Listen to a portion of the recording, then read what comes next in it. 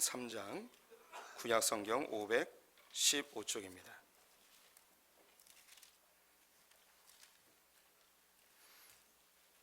열왕기상 3장 구약성경 515쪽 9절 말씀을 함께 봉독하도록 하겠습니다.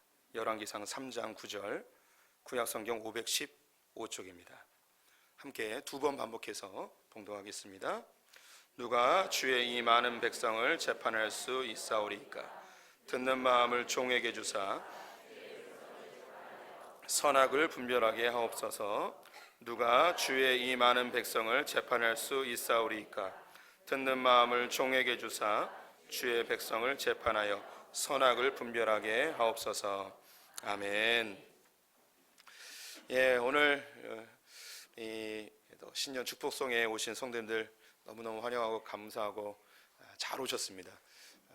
정말 모시기 어려운 목사님 모셨습니다. 목사님 스스로는 모시기 쉬운 목사님이라고 그러셨는데 쉬운 목사님이 아니십니다.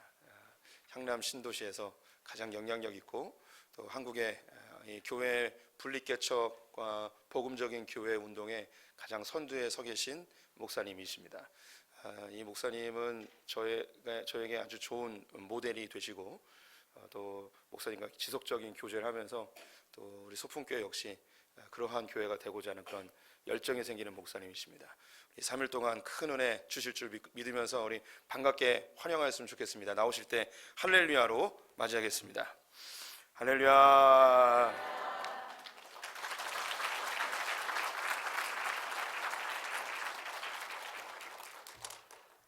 소풍교회가 참 좋은 교회예요. 일단 이 강대상 높이가 너무 좋으네요. 저한테 딱 맞아서 저는 이 예배당에 딱 들어오자마자 참 벽지가 굉장히 특이하다. 굉장히 어떻게 이렇게 정확하게 곰팡이를 재현했을까? 이런 생각을 하고 주보를 봤더니 성탄절에 희귀 소암 환자들을 위해서 헌금을 많이 하셨더라고요. 저 같으면 이거 하는데 썼을 것 같아요.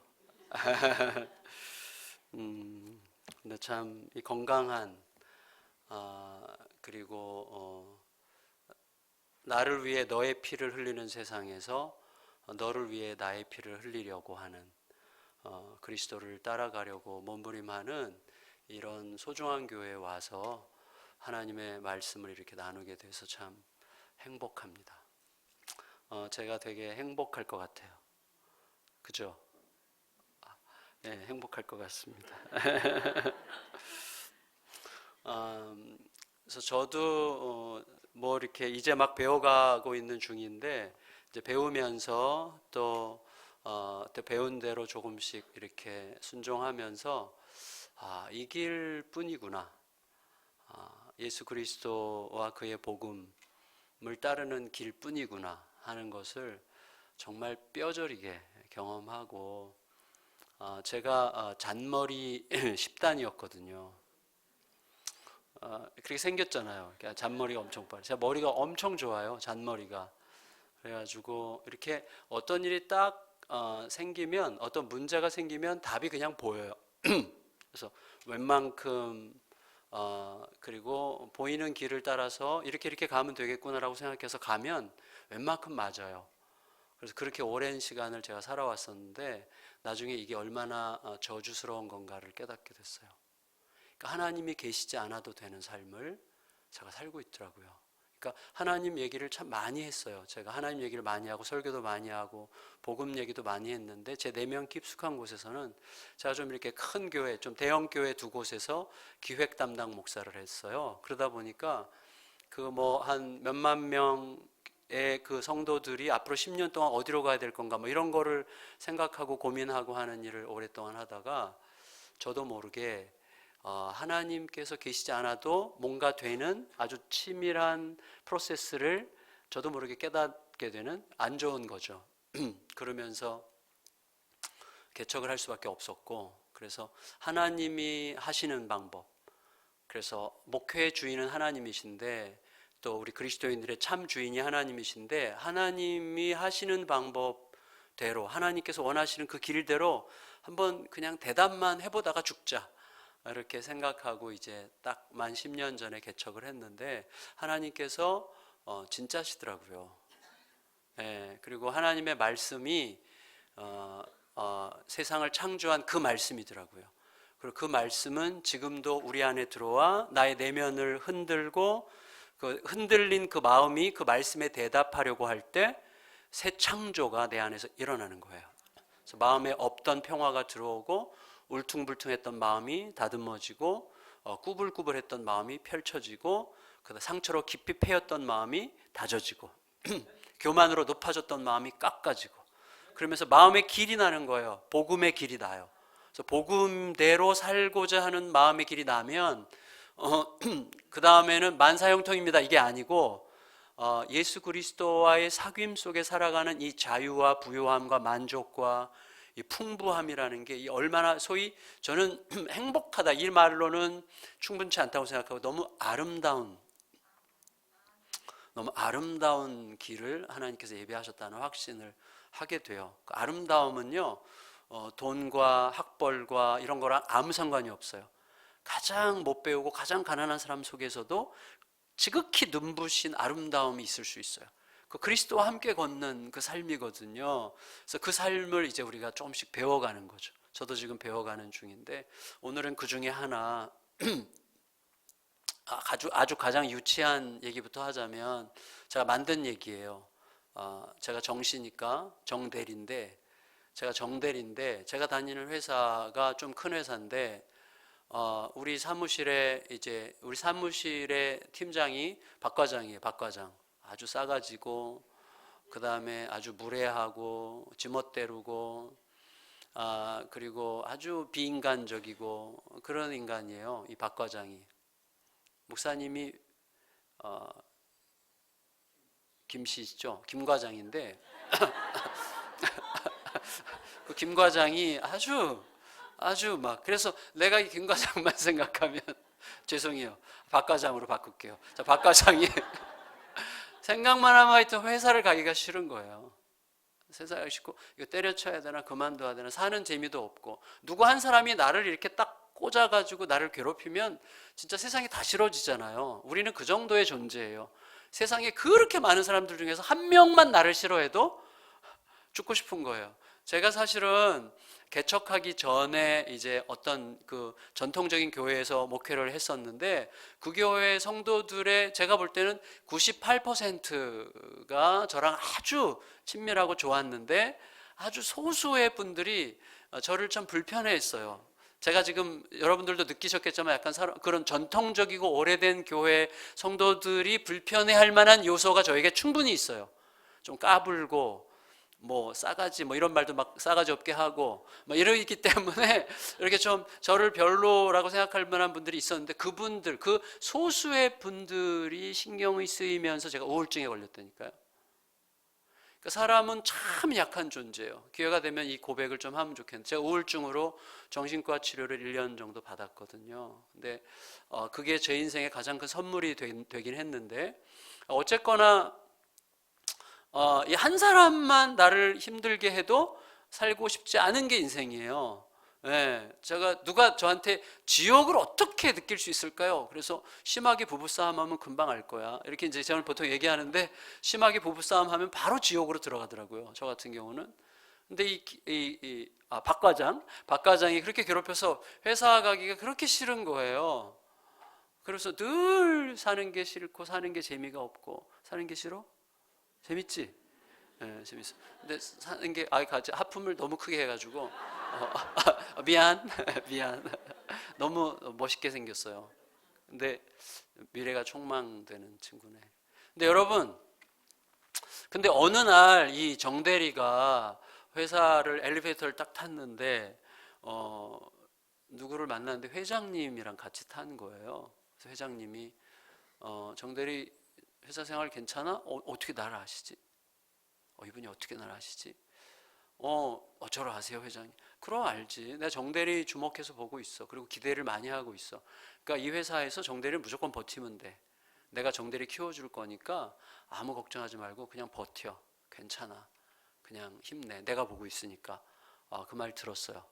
그리고 이제 엘리베이터 내려가서 사무실 들어갔는데 또 그 박 과장 그것이 또 막 난리를 하는 거예요. 막 또 막 소리를 지르고 막 그러는데 어제와 똑같은 상황이지만 이제는 속으로 지져라.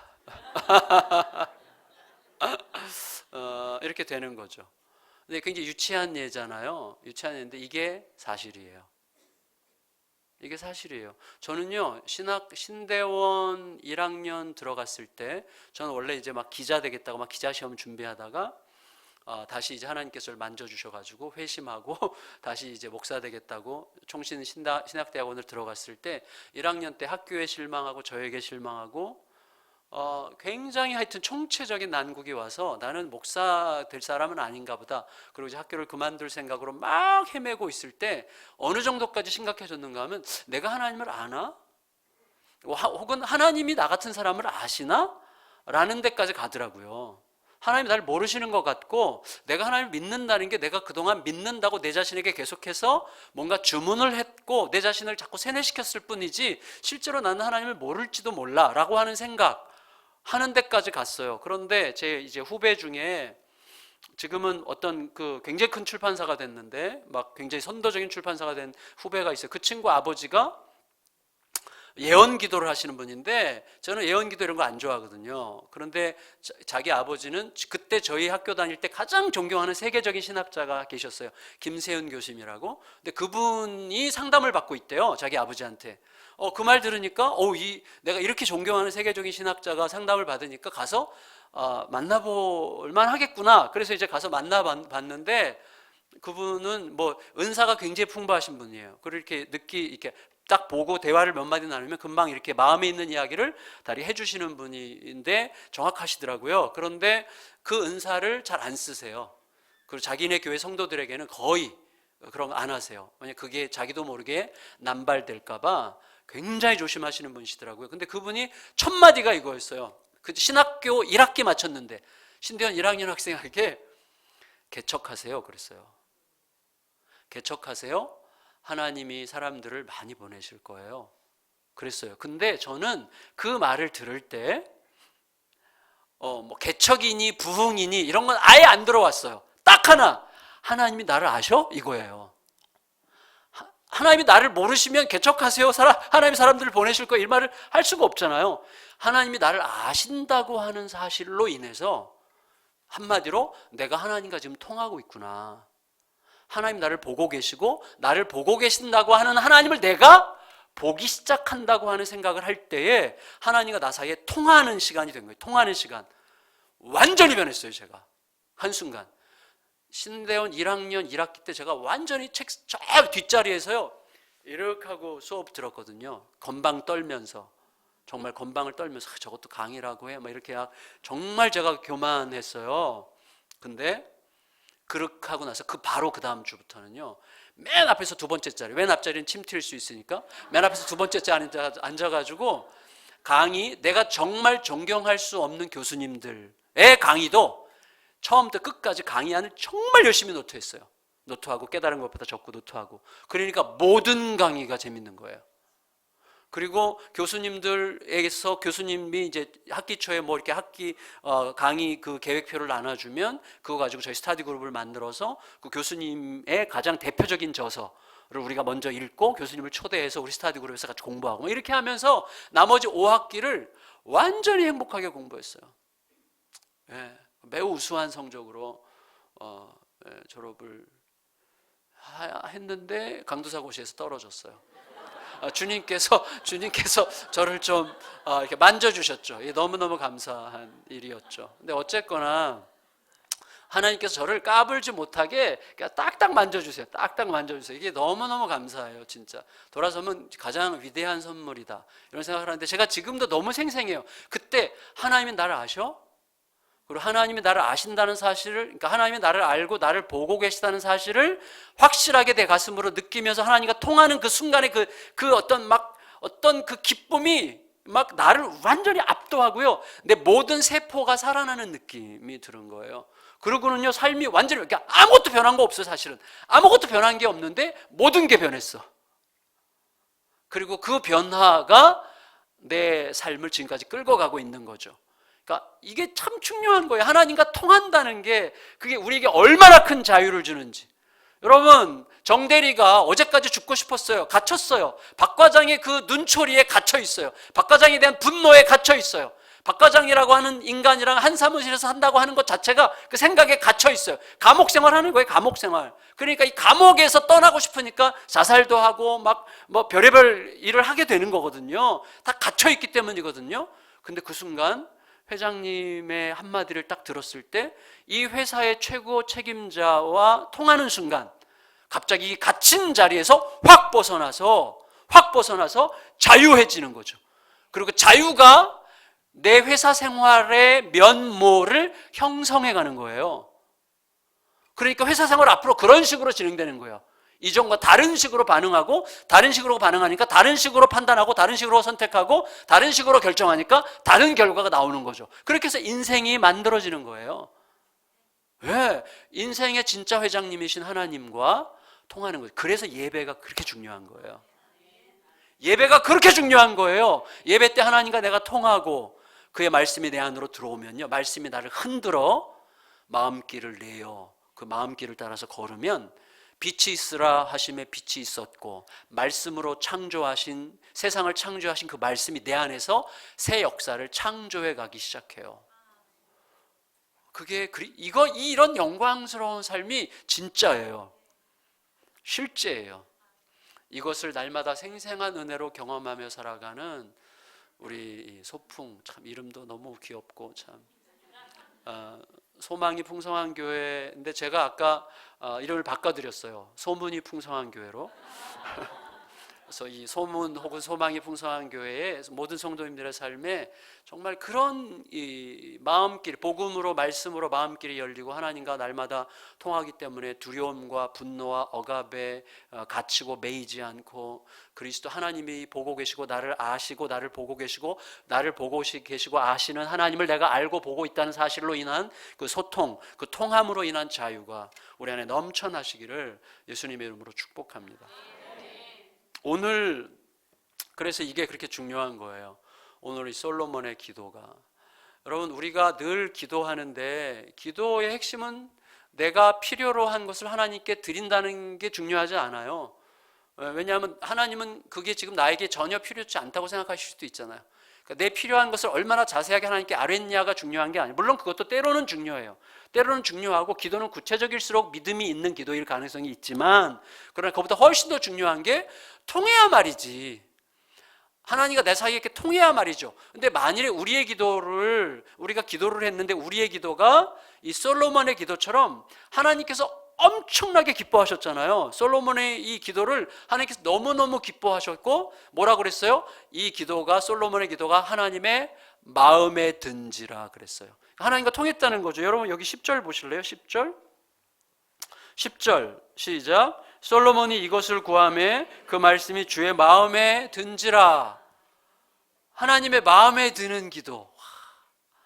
그렇잖아요. 하나님 마음에 드니까 하나님과 솔로몬이 통한 거예요. 통하니까 어떻게 돼요? 하나님께서 솔로몬이 구하는 것을 당연히 주시고 구하지 않은 것도 내게 주리라 하셨어요. 왜? 너가 구하지 않은 부귀영화를 주겠다 하셨죠. 근데 이게 여기만 있는 게 아니라 예수님께서도 말씀하셨어요. 너희는 먼저 그의 나라와 그의 의를 구하라. 이게 뭐예요? 너가 하나님과 통하면 그 말이죠. 하나님의 마음이 너의 안에 들어가면, 하나님의 통치가 너의 삶을 온전히 다스리면, 그의 나라와 그의 의를 구하면 그거죠. 이 모든 것을 너희에게 더하시리라. 자, 다시 한번 이 모든 것은 뭐예요? 우리가 구하지 않은 거잖아요. 너희가 먼저 그의 나라 그의 의를 구하라. 우리가 구하는 것은 하나님과 통하는 거예요. 그럼 뭐예요? 이 모든 것, 다시 너희가 구하지 않은 이 모든 것을 너에게 더하시리라는 말씀은 우리 예수님의 말씀이에요. 예수님의 말씀이에요. 근데 우리가 지금 아멘을 세게 하는 이유는 뭐 받을 것 같아서거든요. 근데 사실은 그거보다 지금 더 중요한 게 있어요. 더 중요한 거. 그거보다 더 중요한 게 있어요. 뭐냐면 하나님과 통한다고 할 때, 하나님과 통하는 기도를 드릴 때 이게 꿈이었다는 거예요. 꿈. 그래서 여기 5절에 보면 5절에 기브온에서 밤에 여호와께서 솔로몬의 꿈에 나타나시니라 그랬고, 15절에 보면 솔로몬이 깨어보니 꿈이더라 그랬어요. 그러니까 이게 이제 꿈속에서의 이야기예요. 그래서 꿈이었네 라고 실망할 필요는 없어요. 왜냐하면 지금은 꿈으로 너무 꿈을 의지하는 시대는 아니잖아요.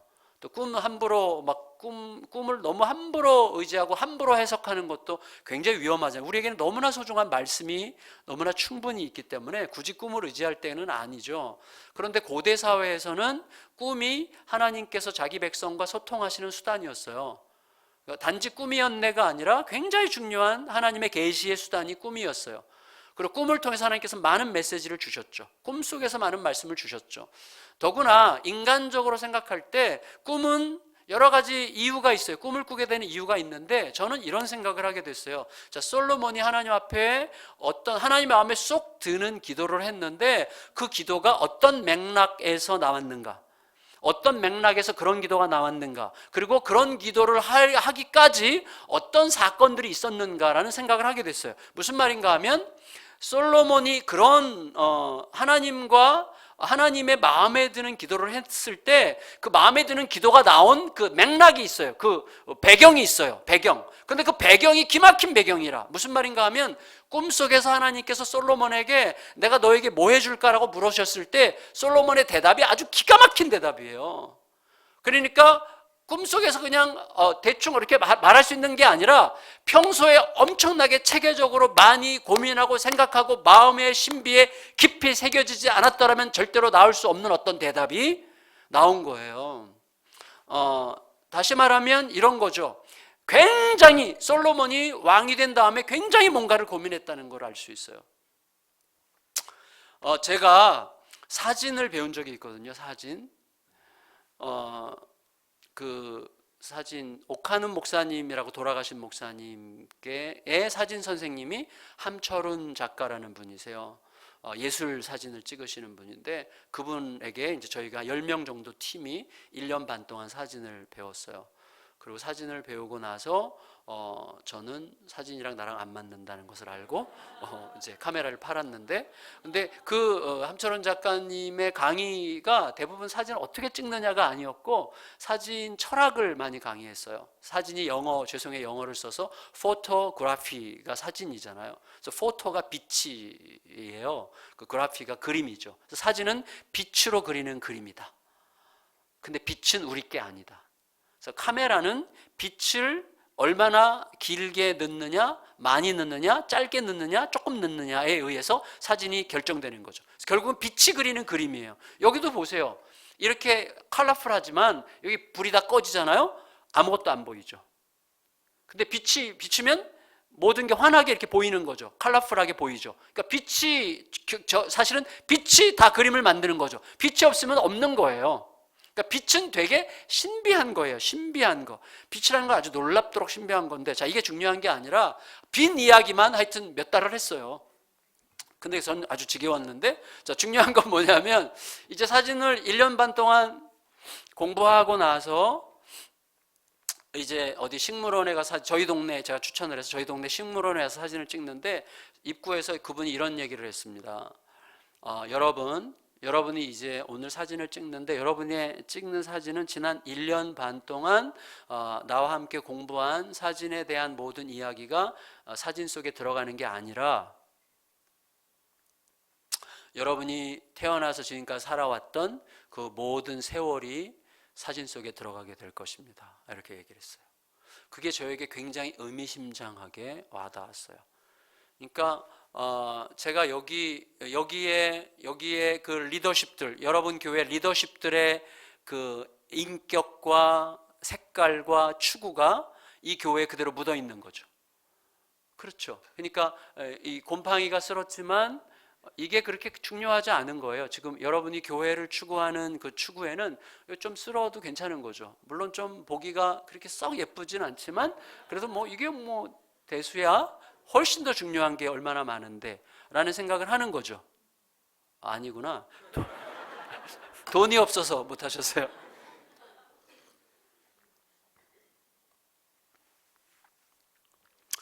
그러니까 결국은 다 드러나게 되어 있어요. 추구가.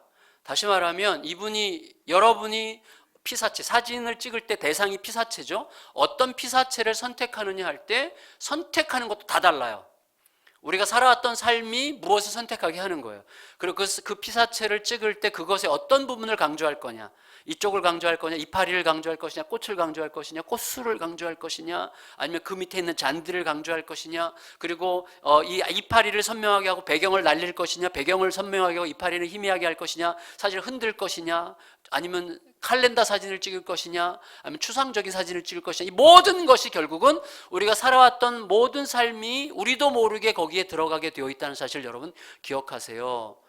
오늘 여러분의 선택은 지금까지 살아왔던 삶이 그대로 들어가는 순간들이라는 생각을 갖고 살아야 됩니다. 이런 식의 얘기를 했는데 항상 그런 건 아니겠지만 상당히 의미 있게 들렸어요. 굉장히 의미 있게 들렸어요.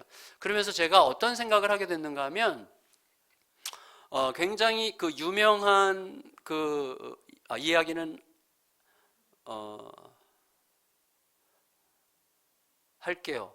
근데 이 이야기가 제가 굉장히 뭐라 그래야 될까 많이 생각하게 하는 그 이야기인데 인도의 유명한 그 문필가 중에서 타고르라는 문필가가 있어요. 그래서 한국에 대해서 굉장히 좋게 얘기해가지고 한국 사람들이 좋아한다고 하는데 그분이 쓴 책 중에 기탄잘리라는 책이 있어요. 신께 바치는 노래인데 제가 사실은 직접 그 책을 읽어서 이걸 알게 된 건 아니고 어떤 분이 쓴 글에서 그분이 기탄잘리에서 이런 얘기를 했다 그래서 읽고 제가 확인하느라고 기탄잘리를 샀는데 저는 못 찾았어요. 그래서 이 이야기를 그 목사님이 어디서 인용했는지 아직 확인을 못했는데 그분은 하여튼 기탄잘리라고 그랬으니 거기에 있는 내용일 거라고 지금 생각하고 다시 한번 찾아봐야 되는데 뭐 핵심은 그게 아니라 어떤 내용인가 하면 이제 좀 약간 제가 각색을 하자면 어떤 사람이 자기 인생에 대해서 우리는 다 질문을 가지고 살아요. 그리고 질문에 대답하는 게 우리들의 삶이 되는 거예요. 나는 누구인가? 나는 어디 있는가? 내 마음은 어디로 향하고 있는가? 나는 무엇을 지향하고 있는가? 내 삶의 최고의 목적을 나는 뭐라고 의식이 아니라 저 밑바닥에 있는 생각들이 추구하고 있는가? 라고 하는 질문에 나도 모르게 혹은 의식적으로 내가 대답하면서 사는 거거든요. 그게 인생이에요. 그 대답이 우리의 인생을 쉐이핑 이렇게 만들어가는 거예요. 그런데 이 사람은 항상 어떤 질문을 하느냐 하면 이거예요. 내 인생은 더러워. 내 인생은 왜 이래? 나는 좀 그래도 할 만한 사람이라고 생각하고 나름대로 실력도 있고 그리고 또 의지도 있고 뭔가 해보면 잘할 것 같은데 나를 이렇게 조금만 누가 도와주면 잘할 텐데 왜 이렇게 나를 도와주는 인간들이 없을까? 누가 날 좀 도와주면 얼마나 좋을까? 이런 생각을 이제 늘 하면서 사는 사람이에요. 근데 이 사람 앞에 저쪽에서 이렇게 정말 귀한 분이 탔을 게 분명해 보이는 마차 한 대가 이렇게 오고 있었대요. 그래서 이제 가슴 기대감을 가지고 두근두근하는 마음으로 저 마차에서 귀한 분이 내려가지고 내가 너에게 뭘 도와주면 좋겠는가? 라고 말하면 얼마나 좋을까? 이런 생각을 하면서 막 두근두근하면서 그 마차가 자기 앞에 서기를 막 기대하고 있었는데 진짜 그 마차가 이 사람 앞에 딱 섰어요. 그 문이 열리고 정말 귀한 분이 내렸어요. 그래서 그분이 이렇게 물었어요.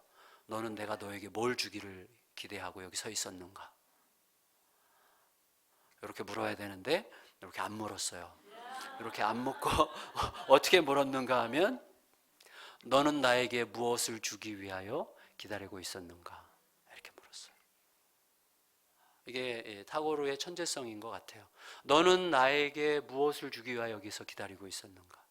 그러니까 이 사람은 지금 평생에 이 사람이 질문하는 방식은 받는 방식의 질문이죠. 누가 나에게 뭘 좀 도와주지 않나? 누가 날 좀 안 도와주나? 이런 방식으로만 생각하던 사람이 주는 방식의 질문을 받았을 때 너무나 당황하는 거예요. 대답할 게 없어요. 그러니까 사람이 이렇게 당황하면 이상한 짓을 하죠. 그래서 갑자기 막 뒤졌어요. 너무 당황하니까 막 뒤졌더니 아무것도 없던 주머니에 뭐가 하나가 잡혀. 꺼내보니까 딱딱하게 굳은 밥풀떼기가 손에 잡혀가지고 당황한 나머지 그거라도 이렇게 드렸더니 그 귀인이 손바닥에 올려놓고 이렇게 보더니 딱 갖고 마차 타고 갔어요. 그러니까 이 사람이 거 봐. 아니 나 같은 사람한테 뭘 달래? 아니 나한테 어떻게 뭘 달라 그래? 내가 뭘 줄 게 있어? 그러니 내가 제대로 세상을 살 수 있겠어? 이 세상은 절대로 나에게 호의적이지 않아. 난 이 세상에서 제대로 누구 나에게 아니 어떻게 나 같은 사람한테 달라고 그래? 도와주지는 못할 망정 하면서 막 툴툴거리면서 이제 걷고 호주머니에 양손을 푹 찔러놓고 걷고 있는데 다른 쪽 주머니에도 또 있는 거예요. 밥풀떼기가. 이거 뭐야? 밥풀떼기 딱 꺼내니까 똑같이 생긴 밥풀떼기가 있는데 황금이었어요. 황금으로 된 똑같은 밥풀떼기. 그제서야 이 사람이 생각한 거예요. 당신 같은 귀한 분에게는 내 외투를 벗어드려도 아깝지 않습니다 라고 얘기했더라면 지금쯤 황금 외투를 입고 있었을 텐데, 당신 같은 귀한 분에게는 내 인생을 맡기고 싶습니다 라고 말했더라면 황금 같은 인생을 시작했을 텐데 라는 것을 뒤늦게 깨달은 거죠. 사실은 내가 오늘 추구해 오는 삶이 오늘 내 앞에 다가오는 무엇을 보는 각도와 보는 방향과 색깔을 결정하고, 그리고 그 방향이나 각도나 색깔을 내가 어떻게 선택하느냐에 따라서 그 이후에 내 인생이 형성되는 거죠. 그러니까 추구해 왔던 것. 근데 우리 그리스도인은 그럼 나는 어제까지 정말 지독하게 이기적으로 나만 알면서 그렇게 살아왔는데 그럼 어쩌라는 거지? 그게 그리스도인들의 특권이죠. 왜요? 우리들은 날마다 죽는 자니까. 여러분 이건 굉장히 위대한 거예요. 날마다 죽고 사는 자로 우리가 부름받았어요. 그러니까 매일 죽을 수 있는 거죠. 매일 죽고, 그래서 자기를 부인하고가 죽는 거잖아요. 매일 내가 죽고 내 안에서 누가? 예수가 사시는 방식. 다시 말해 예수가 선택하면, 창조주시잖아요. 창조주 예수가 선택하고, 창조주 예수님이 결정하고, 창조주 예수님이 이끌어가고, 그러면 그 길에 대해서 뭘 걱정하겠어요 진짜. 그게 통함이거든요. 그러니까 제가 지금 말씀드려간 요지는 뭐냐면, 그럼에도 불구하고 내가 하나님 앞에서 어떤 방식으로 오늘 하루하루 사느냐 하는 것이 그날 내가 만나게 되고 내가 경험하게 되는 어떤 상황과 일들에 대한 나의 시선을 결정하는 거예요. 결정할 가능성이 많은 거죠. 그러니까 매일 아침 죽었다 살아나야 되는 거죠. 그래서 아침 말씀 묵상을 그렇게 중요하게 여기는 거예요. 왜요? 말씀을 묵상한다는 건 무슨 뜻이죠? 말씀을 사용한다는 뜻이 아니라 오늘 내가 내 욕심, 내 감정, 내 자존심, 내 상처, 내 아픔, 내 원망, 내 분노가 나를 드라이브하지 않도록 하겠습니다. 말씀이 나를 드라이브하고 말씀이 나를 끌어가게 하겠습니다 라는 고백이죠. 다시 말하면 내가 내 감정과 욕망과 내 염려와 근심과 불안과 두려움과 분노 이런 것들이 나를 다스리게 하지 않고 말씀이 나를 다스려 살게 되는 삶으로 다시 태어나겠습니다 라고 하는 게 아침 말씀 묵상이거든요. 그래서 아침마다 말씀 앞에 내가 죽고 내 감정과 욕망과 상처와 분노와 두려움과 근심에 내 자아가 죽고 말씀과 함께 다시 살아나는 시간이 묵상이고 예배고 이런 시간들이에요. 그때 새 길을 걷는 거예요. 새 길을. 근데 솔로몬이 이때 어떤 때냐면요, 왕이 된 지 이제 얼마 안 됐지만 사실은 굉장히 힘이 있을 때예요. 이때가. 왜냐하면 솔로몬이 왕이 될 때 보통 힘들었던 게 아니잖아요. 원래 솔로몬은 왕 서열이 아니죠. 그래서 솔로몬의 형이 아도니아가 왕으로 선포했죠. 왕으로 선포하고, 그리고 다윗 왕의 군대 장관이었던 요압도 거기 가서 붙었고, 제사장 아비아달도 거기 가서 붙었고, 굉장히 많은 참모들이 거기 가서 붙었고, 그래서 그들이 전부 다 이 사람을 옹위해가지고 왕이라고 선언까지 한 상황에서 갑자기 나단과 그 밧세바가 이렇게 짝짝꿍 해가지고 하나님께서 옛날에 이렇게 약속하셨던 거 기억하십니까? 해가지고 갑자기 바뀌어가지고 솔로몬이 왕이 된 거란 말이죠. 솔로몬이 왕이 됐을 때 얼마나 국가적으로 정적들이 많았겠어요.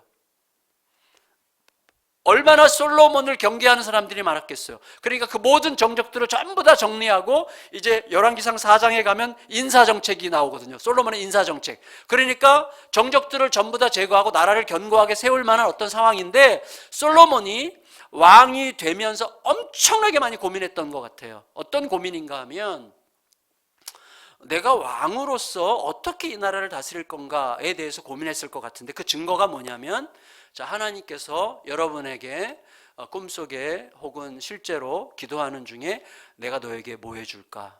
뭐든지 말해. 내가 너에게 뭐 해주기를 바라느냐라고 말씀하신다면 딱 떠오르는 거 있죠? 지금 뭐 해주기를 바라느냐, 딱 떠오르는 게 있죠.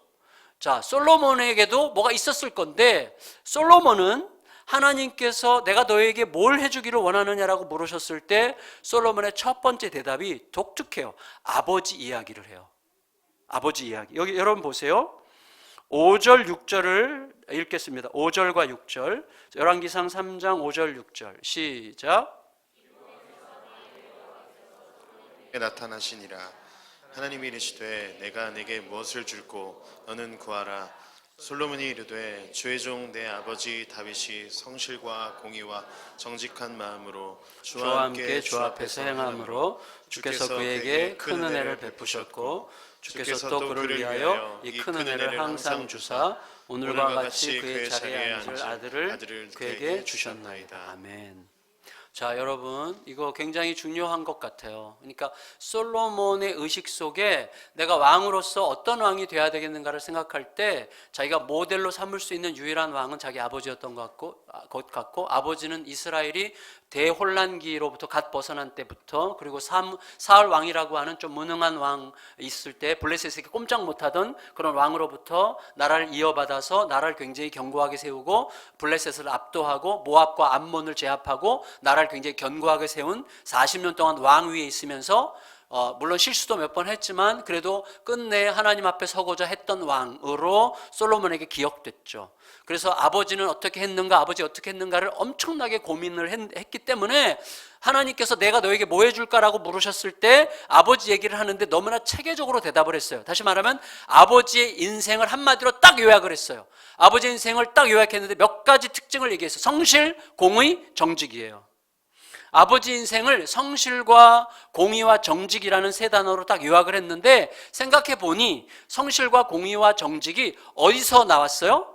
하나님 앞에서 하나님과 함께와 짝을 이루고 있어요. 다시 말하면 성실과 공의와 정직으로 주 앞에서 주와 함께 행했어요. 이거를 바꾸면 아버지가 주 앞에서 주와 함께 행함으로 그가 성실과 공의와 정직으로 행하는 제대로 이 나라를 다스리는 왕이 될 수 있었습니다. 그 말이죠. 그러면 주와 함께 주 앞에서 있을 때만 나올 수 있는 속성을 가지고 왕으로서 나라를 다스렸다면 이 솔로몬은 어떻게 한 거예요? 주 앞에서 주와 함께, 다시 말하면 하나님이 왕이심을 잊지 않는 왕으로서 성실과 공의와 정직으로 살았다라고 우리가 해석할 수 있겠죠.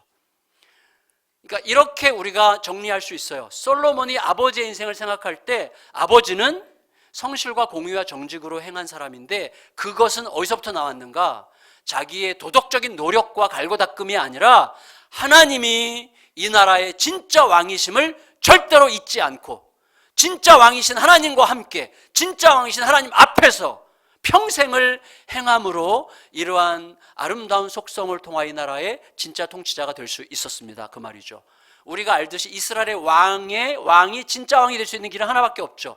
하나님이 진짜 왕이심을 인정하는 왕일 때라야 진짜 왕이 되는 거죠. 이거는 우리 모두에게 마찬가지예요. 제가 저희 교회 담임 목사인데 제가 저희 교회 담임 목사로서 온전한 담임 목사라고 만일에 온전한 담임 목사로 제가 목회를 할 수 있다면 하나밖에 없어요. 그 길은 하나님께서 우리 교회의 진짜 담임 목사님이심을 잊지 않는 담임 목사일 때만 좋은 담임 목사가 될 수 있겠죠. 가장들도 똑같은 거예요. 그 가장도요, 진짜 그 가정이 좋은 가장이 되는 길은 하나밖에 없어요.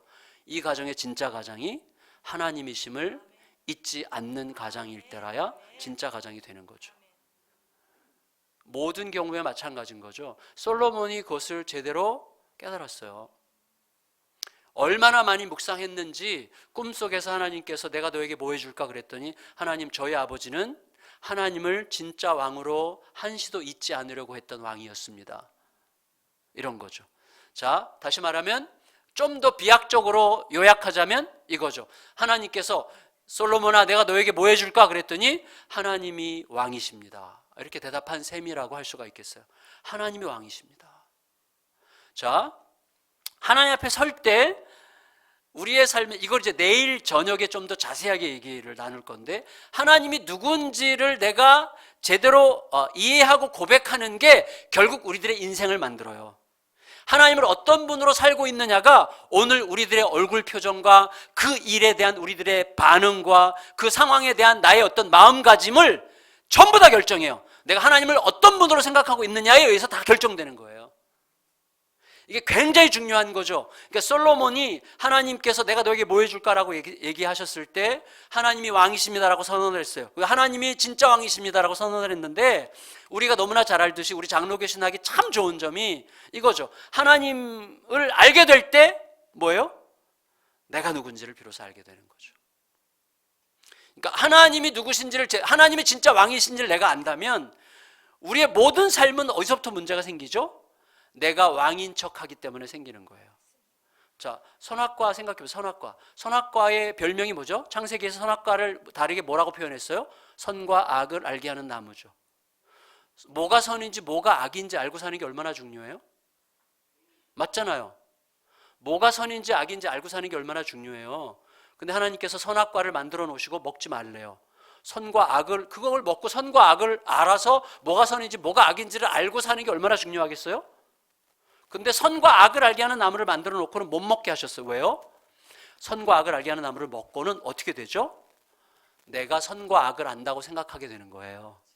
그래서 내가 선악의 기준이 돼. 다시 말하면 뭐가 선인지 뭐가 악인지는 사실 하나님만 아시는 거예요. 선악과를 먹는다는 건 뭐죠? 선악의 기준을 내가 갖겠다는 거예요. 내가 모든 판단의 내가 모든 판단의 최종 결정권자가 되겠다는 뜻이에요. 내가 선악을 판단하겠다는 뜻이에요. 여러분, 근데 이 일은 우리들의 삶에 너무너무 많이 일어나요. 제가 알게 됐어요. 사랑에 대해서 최근에 제 아내를 보면, 제가 결혼 올해 34년이 됐는데 34년 동안 살면서 비교적 최근에서야 깨달은 게 있어요. 그게 뭐냐면 내가 아내랑 싸울 때 있잖아요. 아내랑 싸울 때 사랑하지 않아서 싸우는 게 아니에요. 신뢰하지 않아서 싸우는 게 아니에요. 지금 아내가 반대하고 있는 내 의견을 아내가 굉장히 모르거나 아니면 아내에게 내가 강하게 주장해도 괜찮을 만큼 내가 생각하는 이 근거가 훨씬 더 합당하다고 내가 확실하게 믿고 있는 거거든요. 그런데 아내랑 대판 싸웠어. 그래서 내가 옳기 때문에 대판 싸웠는데 시간이 한참 지나면 우리가 깨닫게 돼요. 그때 그렇게까지 내가 그렇게 악을 쓸 필요는 없었는데. 그걸 나중에 깨닫는 거예요. 우리는 어디에 있는 존재들인가 하면 현재 내가 아내보다 월등하게 옳다고 생각할 수밖에 없는 현재와 잠시 후면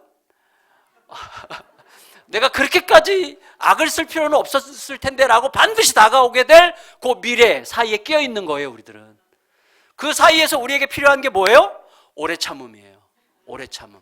그래서 사랑의 첫 얼굴이 오래 참음인 거예요.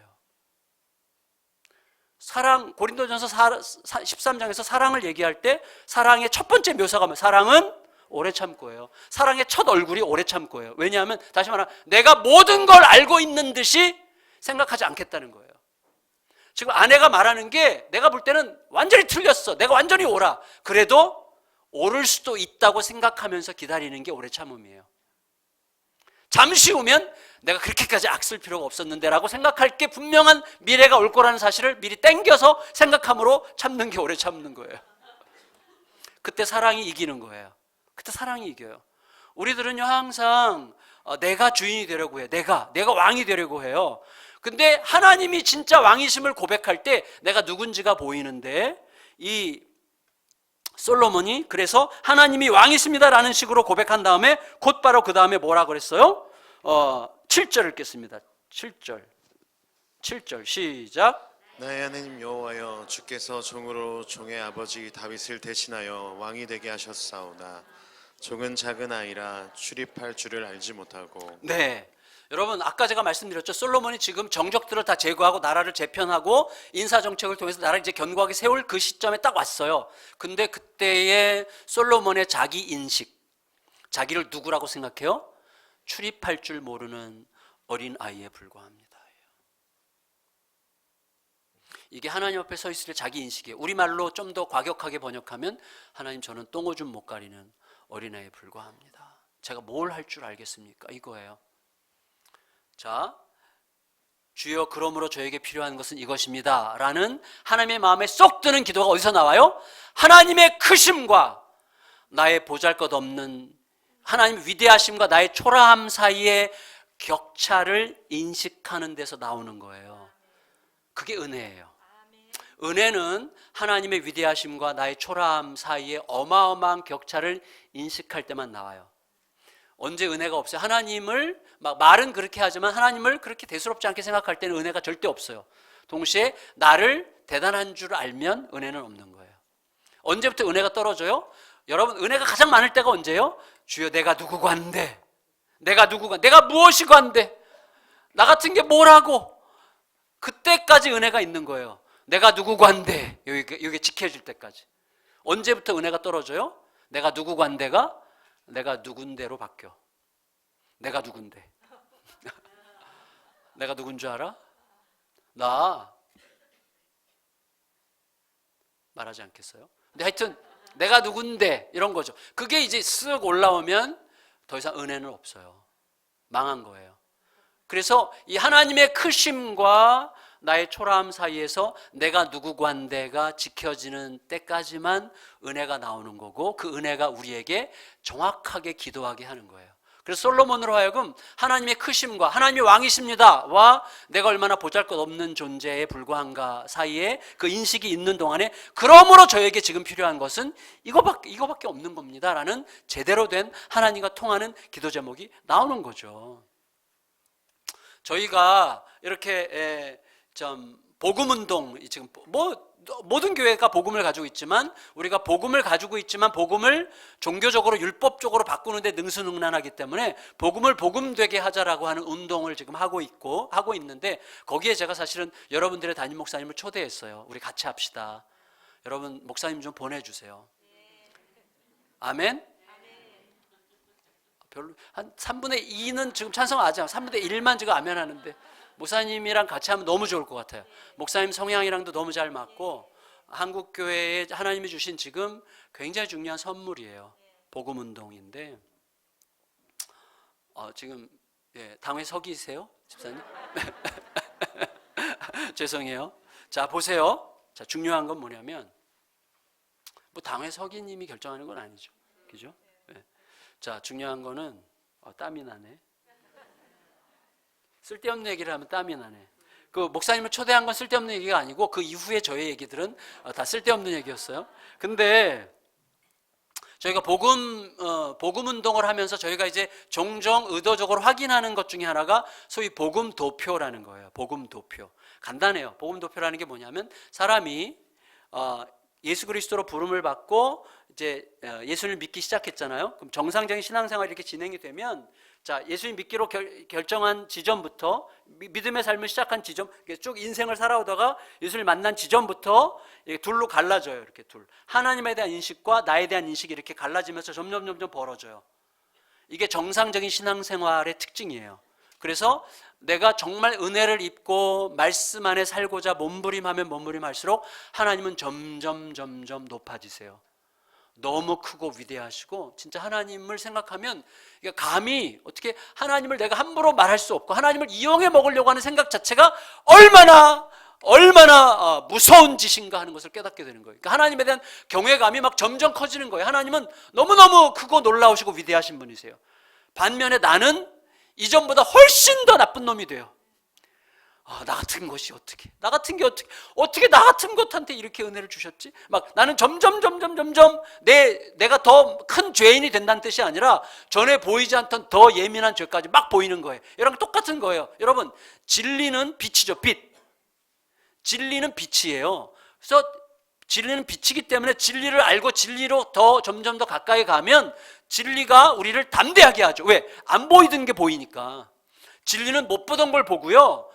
그 다음에 진리의 빛은 뭐 내 발의 등이고 내 길에 비치잖아요. 그러니까 비춰주기 때문에 담대함으로 가는 거예요. 그래서 진리에 사로잡히면 담대해지는 거예요. 근데 그 진리의 빛이 제일 먼저 비추는 게 뭐예요? 내 죄예요. 그래서 진리의 빛으로 다가갈수록 내가 겸손해질 수밖에 없는 거예요. 그래서 진리의 빛으로 다가가면 독특한 캐릭터가 형성이 되는 거예요. 담대한 겸손함. 굉장히 담대한데 굉장히 겸손하죠. 여러분의 담임 목사님 비슷한 거죠. 굉장히 겸손한데 굉장히 담대하죠. 그 진리에 다가가는 사람의 특징이에요. 이게 복음 안에서 진리 안에 살아가게 되면 정상적으로 가면 하나님은 점점 위대해지세요. 그래서 겸손해질 수밖에 없는 거죠. 우리는 점점 사악한 죄인으로 드러나요. 그래서 사도 바울의 마지막 서신이 뭐예요? 디모데후서에서 뭐라고 그랬어요? 나는 죄인의 괴수라. 사도 바울의 마지막 자기 고백이에요. 근데 그건 완전히 진짜 고백인 거예요. 다시 말하면 사도 바울이 하나님과의 관계가 그렇게 깊어진 거죠. 하나님은 말로 표현할 수 없이 영광스러우세요. 나는 말할 수 없는 죄인이에요. 그럼 이 엄청난 격차 사이에서 우리가 어떻게 살아요? 이 엄청난 격차 사이에서 우리가 살 수 있는 유일한 길은 뭐예요? 이 모든 격차를 전부 다 예수 그리스도의 십자가가 메꾸셨어요. 그래서 하나님과 우리 인생의 격차를 의식하면 의식할수록 그리스도 때문에만 하나님께 나아갈 수 있기 때문에 그리스도 중심적이 될 수밖에 없는 거예요. 그리스도 중심, 그리스도의 십자가 중심으로 살 수밖에 없는 거예요. 왜냐하면 그리스도의 십자가가 우리에게 위대한 두 가지 가르침을 주기 때문이에요. 여러분, 우리의 인생은 결국 둘 중에 하나로 망합니다. 저는 좌절로 망할 뻔한 사람이에요. 제가 우울증 1년간 앓을 때 저에게 가장 심각한 현상은 자살 충동이었어요. 그래서 제가 서초동에 있는 교회에서 담임 목회를 했는데 그때는 이 아파트 9층이 이제 사택이었고 9층에서 교회 지붕이 보여요. 근데 교회 지붕을 안 보고 살았어요. 1년을. 교회가 너무너무 힘들었어요. 그리고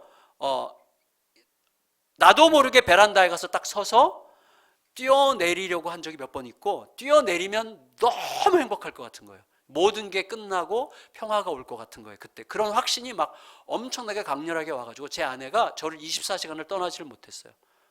너무너무 힘들게. 하여튼 교회도 안 갔어요. 주일만 겨우 가서 발발발 떨면서 설교하고 집에 오고 그 다음에 그 공황장애와 불안과 우울함이 막 뒤섞여가지고 엄청난 자살 충동 가운데 살았거든요. 그런데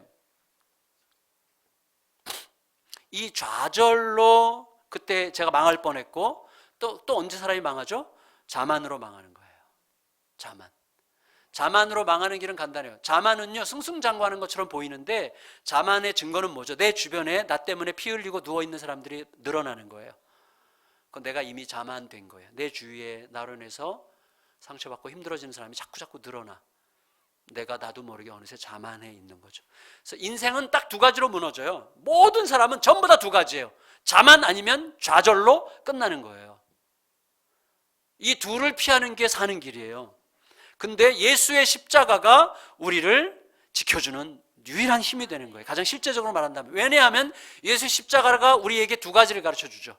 하나님의 크심과 나의 초라함 사이의 격차를 메꾸신 예수의 십자가 앞에 서면 십자가는 우리에게 두 가지를 가르쳐요. 우리가 항상 반복해서 복음 운동하는 사람들끼리 얘기하는 내용인데 이거예요. 한번 따라해 보세요. 십자가가 나에게 가르쳐주는 첫 번째. 이거는 안 따라하셔도 돼요. 이제부터 말하는 걸 따라하세요. 십자가가 나에게 가르쳐주는 첫 번째는 뭐냐면 이거예요. 나는 내가 생각하는 것보다 훨씬 나쁜 놈이다. 다시요. 나는 내가 생각하는 것보다 훨씬 나쁜 놈이다. 자매님들은 따르게 얘기하셔도 돼요. 다시 한번. 나는 내가 생각하는 것보다 훨씬 나쁜 놈이다. 얼마만큼? 예수 그리스도께서 십자가에서 죽으시지 않으면 안 될 만큼. 십자가가 그걸 가르쳐줘요. 하나님의 아들 예수님이 십자가에서 죽으시는 길 외에는 어떤 길도 없을 만큼 나쁜 놈이에요. 우리는. 어떻게 우리가 자만할 수 있어요? 자만이라는 것은요, 아직 십자가를 못 보고 있다는 뜻이죠. 나는 하나님의 아들이 십자가에서 죽으시는 길 외에는 다른 길이 없을 만큼 나쁜 놈입니다. 그래서 우리가 누가 나한테 내 흉보고 다니면 우리 진짜 막 돌잖아요. 누가 뒤에서 내 욕하고 다닌다 그러고 내 막 흉보고 다닌다 그러면 막 어떻게 못 참잖아요. 진짜 못 참잖아요. 분노를. 이제부터는 굳이 참지 마시고 찾아가세요. 찾아가서 한마디 하세요. 날 좀 아는구나. 너 날 좀 아네? 얘기하세요. 두 번째 한마디 더 하셔야 됩니다. 근데 솔직히 나 그거보다 훨씬 더 나쁜 놈이야. 몰랐어? 예수님이 날 위해서 십자가에서 죽으실 만큼 나쁜 놈이야. 이게 매우 중요해요. 그래서 제가 그거를 계속 제 자신에게 말하면서 저희 교회에도 뭐 제가 개척해가지고 성도들이 이제 모였으니까 다 저를 좋아하는 사람들일 것 같잖아요. 아니에요. 욕하고 흉보는 인간들이 얼마나, 그런데도 나와 있어. 그러니까 뒤에서 욕하고 흉보면서도 여기 와서 예배를 드려. 그러니까 이게 얼마나 이게 참 고마운 일인지 몰라요. 진짜 얼마나 고마운 일인지. 진짜 고마운 일이죠. 그러니까 너무 예쁘고 사랑스럽게 보이는 거예요. 그래서 누가 욕하고 흉보고 다닐 때 얘기하는 거죠. 괜찮다고. 난 사실은 솔직히 더 나쁜 놈이라고. 사실 쉽지는 않은 거죠. 근데 두 번째가 있어요. 두 번째. 예수 그리스도의 십자가가 나에게 가르쳐주는 또 하나. 따라해보세요. 나는 내가 생각하는 것보다 훨씬 위대한 사랑을 받았다. 정말 내가 생각하는 것보다 훨씬. 그러니까 여러분, 내가 생각하는 것, 내가 상상할 수 있는 모든 한계치보다 더 큰 사랑을 받았어요. 하나님의 아들이 나를 위해 십자가에서 죽어주실 만큼의 사랑을 받았어요. 그러니 어떻게 우리가 좌절에 빠져 있을 수가 있겠어요? 십자가가 우리를 지켜주는 너무나 크고 위대한 능력이죠. 그 십자가가. 그래서 하나님의 크심과 나의 초라함 사이의 격차를 인식할 때 우리는 그리스도를 붙들 수밖에 없어요. 예수로 인해서 우리가 사는 거거든요. 근데 그 예수 그리스도를 붙들 때 그의 십자가가 나에게 이 두 가지를 가르쳐 주는 거죠. 그래서 우리가 내가 얼마나 큰 죄인인지를 알기 때문에 겸손할 수밖에 없고, 내가 얼마나 큰 사랑을 받았는지를 알기 때문에 담대할 수밖에 없기 때문에 진리 앞에 선 것과 똑같이 십자가 앞에 서서 담대한 겸손한 자가 되는 거죠. 아주 독특한. 그래서 그리스도인은 굉장히 독특한 존재들이에요. 매우 담대한데 매우 겸손해. 아주 독특한 캐릭터가 나오는 거예요. 그래서 하나님께서 솔로몬의 기도를 흡족하게 들으셨어요. 정말 흡족하게 들으셨어요. 그 사이에서 깨닫는 거예요. 사실은 제가 저희 이제 아까 장로님들이 우리 자녀들이 어떻게 되냐 그래서 제가 하나님께서 골고루 셋을 주셨다고, 그래서 딸 공주 기집애 이렇게 주셨다고 제가 말씀드렸는데 저희 둘째 딸이 지금 30살이에요. 큰 딸이 33, 30, 그다음에 이제 막내가 22살인데 둘째 딸 아이가 저희 가정에게 정말 우리 둘째 딸의 그때 표현으로 재앙과 같은 존재였어요. 우리 둘째 아이가 초등학교 6학년 때, 5, 6학년 때부터 중학교 3, 4학년 때까지 아주 제 아내가 뭐 거의 하루도 빼놓지 않고 죽고 싶다 그랬어요. 내가 왜 저는 그 딸을 생각할 때마다 설교, 내가 목회를 계속 해야 되나? 내가 딸을 이렇게 못 키우면서 목회를 해야 되나? 그 아이가 그렇게까지 나쁘게 하진 않았지만 아빠의 높아심에 늘 하나님 앞에 기도할 때는 하나님 우리 딸이 임신해서 들어오더라도 사랑할 수 있게 해주세요. 사실은 이를 갈면서, 그러니까 사실 그런 정도까지는 아니었는데 막 그렇게 막 걱정하고 두려워할 만큼 애가 좀 힘들게 했어요.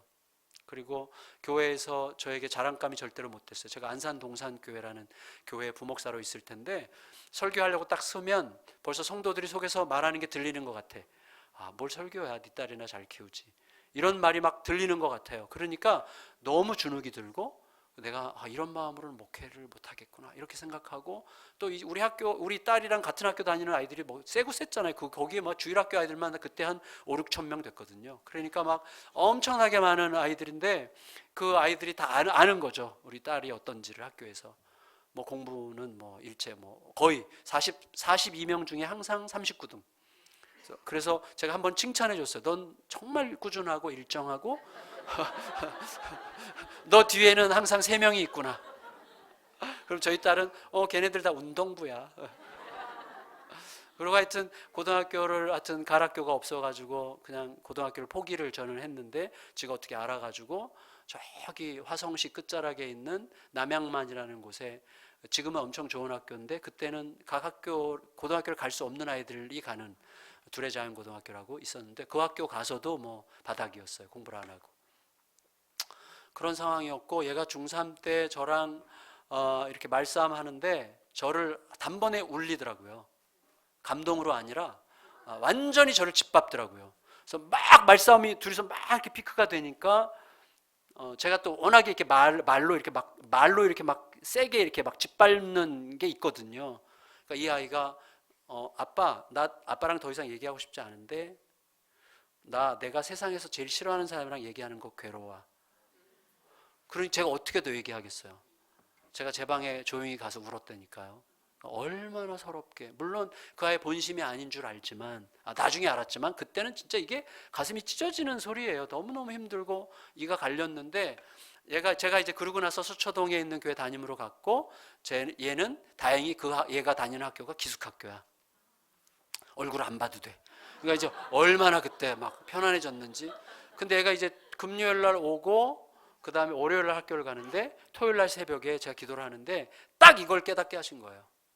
하나님을 막 찬양하는데 제가 얼마나 초라해지는지 저희 둘째 딸을 위해서 기도하면서 하나님 어떻게 하면 좋아요? 어떻게 하면 좋아요? 그러다 보니까 나 같은 초라한 자를 받으신 예수님을 묵상하게 되면서 예수님께서 이렇게 말씀하시는 거예요. 너는 딸을 사랑하지 않잖아. 너가 사랑하지 않는 딸을 너에게 사랑하라고 준 딸을 너가 사랑하지 않으면 답이 없다. 나는 너의 사랑을 통해서만 너의 딸을 바꿀 거야. 그건 어떤 사랑이에요? 예수님이 우리에게 말씀하신 내가 너희를 사랑한 것 같이 너희도 서로 사랑하라. 예수님 우리를 어떻게 사랑하셨어요? 우리가 아직 죄인 되었을 때 조건 없이 우리가 뭘 해서가 아니라 요만한 조건. 근데 제가 저희 딸아이 그때 뭘 깨달았는가 하면 딸아이에게 양보 다 했어요. 너 목사 딸일 필요 없어. 목사 딸처럼 살지 마. 그럴 필요 없어. 그리고 이것도 안 해도 돼. 저것도 공부 안 해도 돼. 그냥 안 해도 돼. 근데 제가 마지막까지 못 버린 게 뭐냐면요. 그래도 너가 사람이라면 이 정도는 해야 되는 거 아니야? 라고 하는 그것은 안 버려지더라고. 그 조건이 안 버려져요. 근데 예수님께서 그날 아침에 그 조건조차 복음이 아니다. 그 조건조차 복음이 아니다. 나는 너를 그런 조건으로 사랑한 게 아니라 그냥 너가 죄인 되었을 때 사랑한 거다. 그래서 제가 그날 아침에 하나님 저는 그렇게 사랑 못하겠어요. 못하겠어요. 그래 맞아. 그래서 죽어야 되는 거야. 제가 그날 막 저를 죽여주세요. 죽여주세요. 막 엄청나게 기도를 했어요. 근데 죽는 게 뭘까요? 물었더니 딸아이에게 사과하래요. 사랑하지 않은 것을 사과하래. 내가 너를 사랑하지 않은 거를 사과하는 게 죽는 거라고 깨닫게 해주셨어요. 와, 늦게까지 못 일어나겠더라고요. 집에 가 사과하기가 싫어가지고. 그래서 새벽에 늦게까지 앉아 있었어요. 이해가 됐어요. 늦게까지 안 일어나는 분들이 이해가 되더라고. 그래서 이제 일어나서 이제 집에 가는 동안에 막 너무 억울한 거예요. 잘못은 전현이 다 했는데 나는 열심히 산 것밖에 없는데 막 이런 생각이 드는 거예요. 자기 공로가 또 나오는 거예요. 예수님의 사랑은 그 아이가 그냥 거기에 있는 게 고마워야 되는 거예요. 그냥 거기 있는 게. 저희 딸아이가 엄청 예뻐요. 저를 보시면 안 돼요. 저희 딸아이는 저보다 키도 훨씬 크고 예쁘고 길거리 캐스팅을 막 여러 번 받았어요. 참 예쁜 아이인데 그래서 집에 가서 제가 사과를 당장 안 하면 사과하지 않아도 되는 이유를 여러 가지를 생각해낼 수 있기 때문에 곧바로 집에 가서 이 아이 앞에 무릎을 꿇었어요. 그리고 아빠가 널 사랑하지 않은 것을 용서해줘. 하나님이 너한테 사과하라고 하셨어. 사과할게. 정말 미안해. 아빠는 너에게 끝까지 조건을 달았던 것 같은데 이제는 조건을 다 버리기로 했고 너를 사랑하기로 했어. 미안하고 아빠가 그 사랑하기에는 너무 힘이 없으니 너도 아빠를 위해서 좀 기도해 주면 좋겠다. 그렇게 얘기하는 동안에 이 아이는 딴청을 부리더라고요. 그래서 제가 사과하면서 너무 자존심이 상해가지고 취소할 뻔했어요. 야 이거 사과 취소 이렇게 말하고 싶었어요. 막 너무 자존심 상하니까. 그래도 사과를 끝까지 하고 갔는데 주일날 지나고 월요일 날이 딱 됐는데 기적이 일어났어요. 아이는 안 변했어요. 아이가 변하는 게 기적이 아니에요. 이 아이가 학교를 딱 갔는데 너무 보고 싶은 거예요. 기적은요 여기서 일어나는 거예요. 여기서 우리 딸이 변해서 일어나는 게 아니에요. 예수 그리스도로 인해서 여기서 이 딸아이가 학교 갔는데 내가 사과를 하고 났더니 그런가 봐요.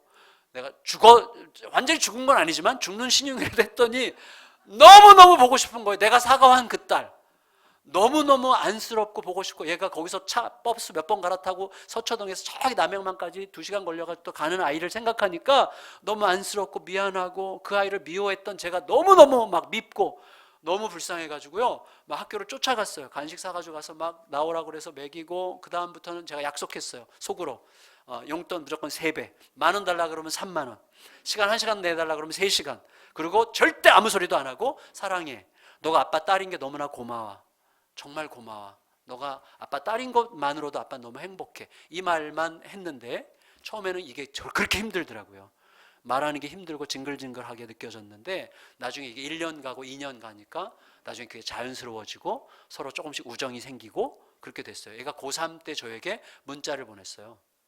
여전히 공부는 못했지만 공부를 안 하는 거죠. 아예 안 해. 아빠, 세상에서 가장 사랑하고 존경하는 한 사람을 꼽으라면 아빠야. 제가요 그 문자를 받고 진짜 통곡을 했어요. 너무너무 감동해가지고 이 아이가 왔을 때 진심으로 저는 이 아이에게 아무것도 기대할 게 없었어요. 그냥 그 아이를 사랑하는 게 행복했어요. 그래가지고 얘가 고3 이제 졸업할 때 됐을 때, 하림아 너 대학교 안 가도 된다. 아빠는 우리 둘째 딸이 고졸이라는 게 너무 자랑스러워. 진짜 고졸이라는 게 그렇게 자랑스러운 거예요. 대학을 안 가도 상관없어. 이 예쁜 딸이 내 딸이라는 사실, 고등학교를 그래도 대견하게 졸업했다는 사실이 너무 뿌듯해가지고 너가 고졸이라는 게 너무 좋으니까 대학 안 가도 돼. 그랬더니 얘가 아니야 아빠 우리 학교 농어촌 특례돼. 그래서 얘가 선견지명이 있어. 그래갖고 제가 지금 화성에 2009년도에 가서 개척했는데 화성에 우리 집안에서 제일 먼저 걔가 거기 간 거예요. 화성에 나보다 먼저 가서 땅을 잡아놓은 거예요. 화성을. 농어촌 특례가 되는 학교를 어떻게, 그래서 지원을 한대요. 했더니 영어과에 1명 뽑는데 지원을 했어요. 네, 떨어졌어요. 그래서 제가 진심으로 이렇게 얘기했어요. 식탁에서, 야 아빠는 우리 둘째 딸이 대학교에 입학원서를 내봤다는 게 진짜 자랑스럽다. 이거 완전히 진심이었어요. 너무 자랑스러워. 우리 딸이 대학교에 입학원서를 들고 가서 냈다는 게 너무 자랑스러웠어요. 그래 떨어져도 아무 상관없어, 너 하고 싶은 거 해. 그랬더니 아빠 나 대기번호 1번이야 그러는 거예요. 와, 1명 뽑는데 대기번호 1번이면 2등이잖아. 내가 너무 뿌듯해가지고 야 너 어떻게 2등 했네 그랬더니 2명 지원했더라고. 그러더라고요. 이게 저희 딸의 매력이에요. 매력. 진짜 솔직해요. 얘가 진짜 매력이 있어요. 그래서 둘이서 거기서 손잡고 기도했어요. 네, 붙은 그 아이 딴 학교 가게 해주시옵소서. 그런데 걔가 딴 학교를 갔어요. 그리고 저희 딸이 대학생이 됐어요. 서울대 영어과에 들어갔어요. 네, 좀 남쪽에 있는 서울대학교인데 천안에 가면 남서울대학교라고 있어요. 좋은 학교예요. 좋은 학교. 저희 딸이 다녔기 때문에 무조건 좋아요. 저는 그 학교를 너무 사랑해요. 저희 딸이 다녔다는 사실만으로도 너무너무 사랑해요. 그리고 딸이 대학 다녔는데 1학년 때 완전 올 F예요. 1학년 때. 왜 그러냐 그랬더니 대학생활이 이렇게 재밌는지 몰랐대. 교문 들어가서 수업을 아예 안 들어갔어. 노느라고. 그래서 어떻게 할래 그랬더니 1학년 마치고 호주에 1년 동안 워킹 홀리데이 갔다 와서 들어오는 날 저에게 얘기하더라고. 아빠 내가 왜 공부해야 되는지 알았어.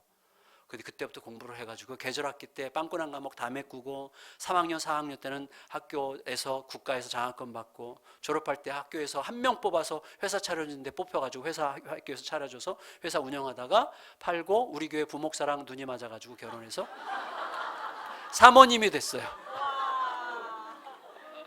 사모님이. 참, 이 딸은 지금도 저희는 거의 매일 통화하고 지금 미국에 있는데 저희 사위가 저희 큰딸이 교포 이세랑 결혼했는데 큰딸이 다니는 교회의 부목사로 청빙을 받았어요. 그래서 이제 같이 언니랑 같은 교회에 있는데 지금도 너무 보고 싶어요, 우리 딸이. 근데 하여튼 너무 감사해요. 그리스도는요 실제예요. 그러니까 그리스도 앞에서 그의 죽으심과 그리고 그가 남기신 말씀들이, 그가 우리에게 주신 말씀들이 내 안에서 나를 진동하여 나를 움직이면 그때 새로운 창조가 시작되는 거예요. 시작되는 거예요. 그래서 이 들음이 우리를 얼마나 자유케 하는지 몰라요. 들음이 뭐예요? 하나님과 통하는 거죠. 하나님과 통하는 것. 말씀을 통해서 하나님과 마음이 통하는 것. 아까 정대리가 박 과장의 핍박과 학대를 이기고 드디어 자유를 얻고, 왜? 회장님과 통했기 때문에. 근데 우리에게는 온 세상의 통치자이신 회장님 하나님과 날마다 소통하는 길이 있는데 그분과 통함으로 너끈히 이겨내고, 그리고 하나님 앞에서 진짜 자유의 길을 걸어가게 되는 거룩하신 주의 백성으로 서시기를 예수님의 이름으로 축복합니다. 여러분 같이 합심해서 기도할까요? 오늘 말씀 생각하면서 하나님 진실로 듣는 자 되게 하여 주시옵소서. 하나님, 내가 원하는 어떤 것을 일방적으로 하나님 앞에 쏟아내기 전에 하나님과 마음이 깊이 통하는, 하나님과 깊이 통하여 하나님과 그 통한 마음이 주는 그 자유와 만족과 담대함을 가지고 겸손하게 이 땅을 살아가고 선택하고 결정함으로 그 선택과 결정이 우리의 삶을 형성하는 것을, 또 그 형성해 가시는 주님의 손을 느끼며 살아가는 우리들의 삶이 될 수 있도록 이끌어 주시옵소서. 같이 합심하여 간절히 기도드리겠습니다.